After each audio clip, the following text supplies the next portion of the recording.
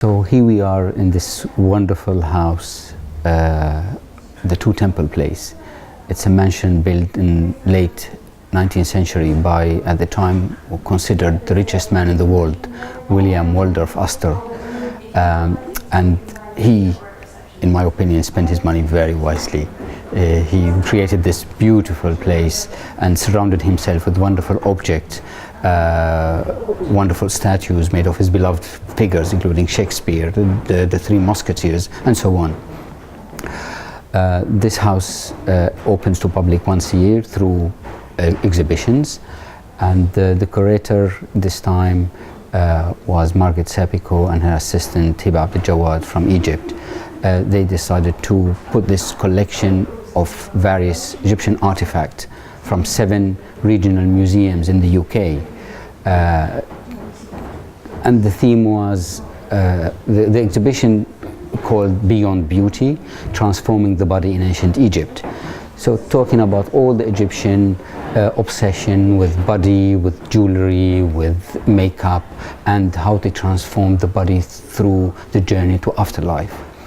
And they thought it's a good idea to have a contemporary touch by bringing my figures that they give a dimension, a question, and invite the visitor to comment, to compare, and say something about our belief, their beliefs.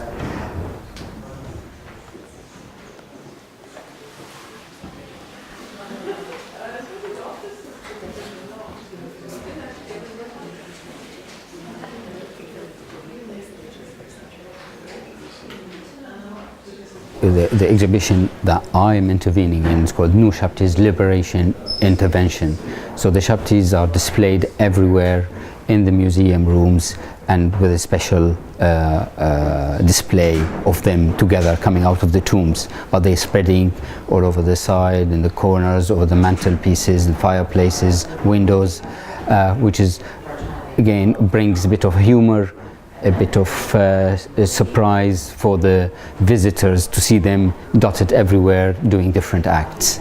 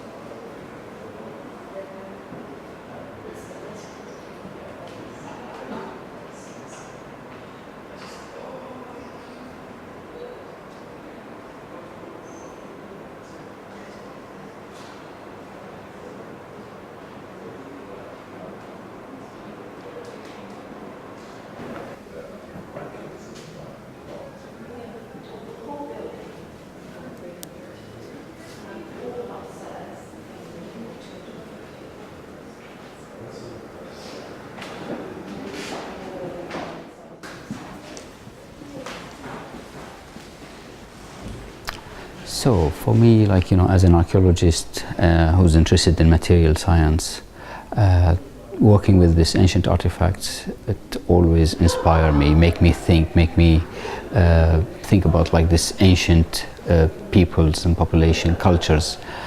Most of the time brings images and ideas for my work. In this case here, I was working with ancient glass and faience. And of course, Shabtis are the most popular figures that you find in ancient Egypt.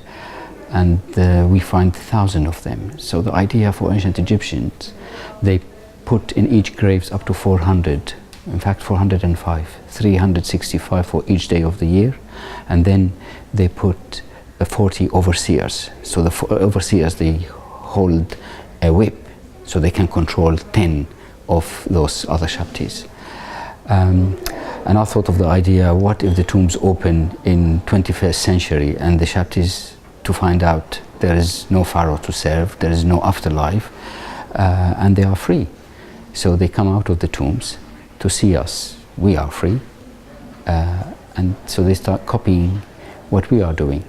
And of course, what we are doing with our freedom, we wander around being tourists today, going, playing footballs, having different activities, shopping. Most of people, I asked many people and they said, yeah, they like shopping. So I have them holding different bags, some of them shops in Harrods, some of them shops in Aldi, and so on. So that's the idea, and I like people, the audience, the visitor, to think about our belief, their belief, how valid it is, how it was for our ancestors, and what we are making of these ideas today.